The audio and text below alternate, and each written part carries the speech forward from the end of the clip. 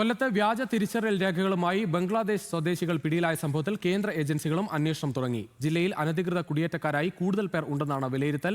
ദമ്പതികൾ ഉൾപ്പെടെ 10 ബംഗ്ലാദേശ് സ്വദേശികളാണ് ജില്ലയിൽ നിന്ന് കഴിഞ്ഞ ദിവസം പിടിയിലായത്.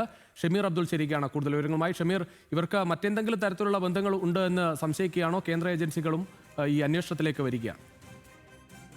രുചീഷ്, ഇതിൽ ഏറ്റവും പ്രധാനപ്പെട്ട കാര്യം വ്യാജ ആധാർ കാർഡുകൾ നിർമ്മിച്ചുകൊണ്ടാണ് ഇന്ത്യയിൽ ഇവർ അനധികൃതമായി തങ്ങിയിരുന്നതെന്നാണ് ഇപ്പോൾ പോലീസ് കണ്ടെത്തിയിരിക്കുന്നത്. ഇതിന്റെ അടിസ്ഥാനത്തിലാണ് ഇപ്പോൾ കേന്ദ്ര ഏജൻസികൾ കൂടി അന്വേഷണം ആരംഭിച്ചിരിക്കുന്നത്.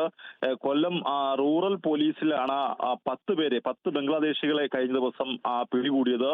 ഇവർ ഈ ആക്രി കച്ചവടത്തിന്റെ മറവിലായിരുന്നു ഇവിടെ അനധികൃതമായി തങ്ങിയിരുന്നത്. ഇവർ പോലീസിന് മുമ്പിൽ ഹാജരാക്കിയ ആധാർ കാർഡുകളൊക്കെ തന്നെ ഇത് ഫേക്ക് ആണ് എന്ന് ഇപ്പോൾ പോലീസ് കണ്ടെത്തിയിട്ടുണ്ട്. വ്യാജ ആധാർ കാർഡുകൾ ആരാണ് ഇവർക്ക് നിർമ്മിച്ചു നൽകിയത് തുടങ്ങിയ വിവരങ്ങളാണ് പോലീസ് ഇപ്പോൾ അന്വേഷിക്കുന്നത്. ഒപ്പം തന്നെ കേന്ദ്ര ഏജൻസികളും അന്വേഷിക്കുന്നത്. എന്തായാലും ഈ രേഖകളിലൊക്കെ പല പേരുകളും പലതരത്തിലുള്ള വിലാസങ്ങളും ഉൾപ്പെടുത്തിയിട്ടുണ്ട്.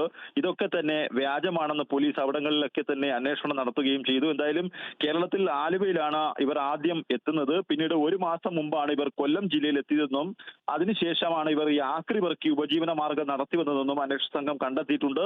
എന്തായാലും വ്യാജ തിരിച്ചറിയൽ കാർഡുകളുമായി രാജ്യത്തുടനീളം സഞ്ചരിക്കാൻ ഇവർക്ക് എങ്ങനെ കഴിഞ്ഞു എന്നുള്ളതാണ് പോലീസിന്റെ പ്രധാന അന്വേഷണ വിഷയം. ഇവർക്ക് വ്യാജ തിരിച്ചറിയൽ കാർഡുകൾ നിർമ്മിച്ചു നൽകിയവരെ കണ്ടെത്താനാണ് ഇപ്പോൾ കേന്ദ്ര ഏജൻസികളുടെ അന്വേഷണവും നടക്കുന്നത്. രുചീഷ്.